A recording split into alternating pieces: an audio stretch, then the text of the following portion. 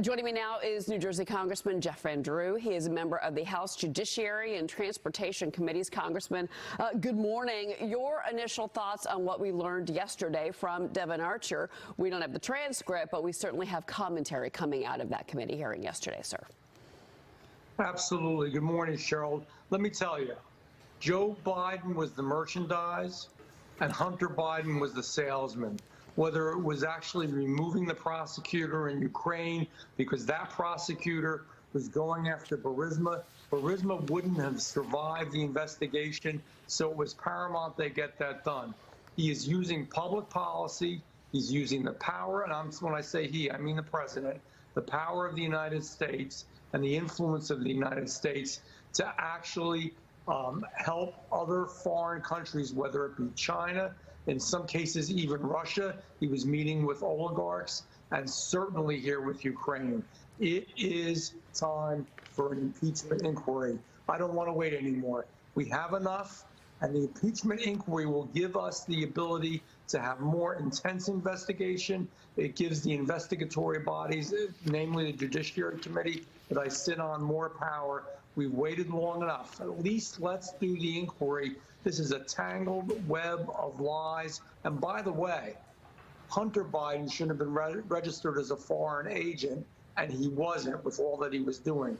Broke the law there. And also, by the way, you know, it's funny that Devon Archer actually was going to jail, and Hunter Biden was involved with the same actual issue, doing the same stuff to Native Americans. So there is a lot there, and we can see that it isn't fair, and it's hurting the country.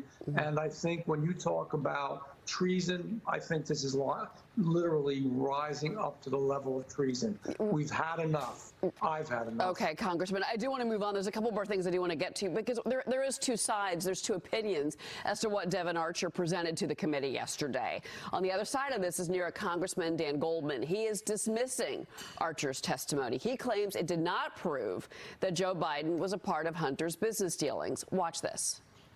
The witness was very consistent that none of those conversations ever had to do with any business dealings or transactions. They were purely what he called casual conversations. Doesn't that contradict the president's statement saying that he never talked to any of Hunter Biden's business associates? Clearly he talked, whether it's about the weather or whatever, but he said specifically that he's never talked to them.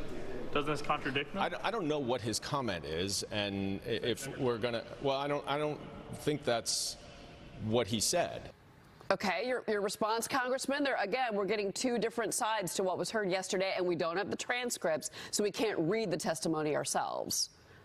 Well, you know, two sides or not, I don't believe it really is two sides. I mean, Dan Goldman looks nervous when he speaks about this and goes through his little rendition of what happened.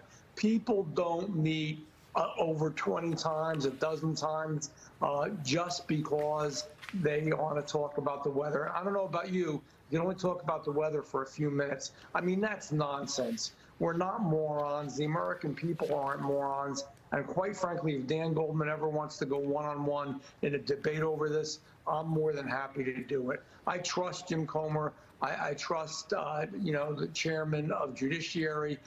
Certainly, these are people that are honest and tell the truth. And we know at least the minimum that's in there is what they told us. I'm sure that there's more. This is bad stuff. He should have been registered as a foreign agent. They were selling America. We need the impeachment process to begin.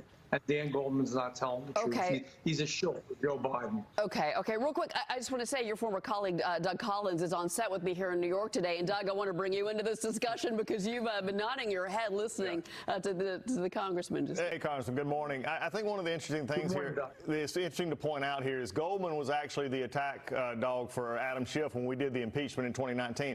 Don't you find it interesting that the very things we were talking about in 2019 with Joe Biden and Hunter Biden and trying to bring out against Ukraine are now being brought out in this light, and here he is on the other side basically saying it didn't exist again?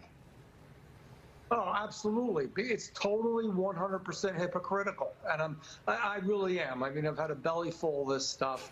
I mean, to expect, Doug, that they believe, that we will believe that they just sat around and talked about the weather a little bit when all this was swirling around, when Joe Biden went to Ukraine and said, hey, you don't get rid of this prosecutor, you're not getting the money you want. Come on, Joe was even proud of it.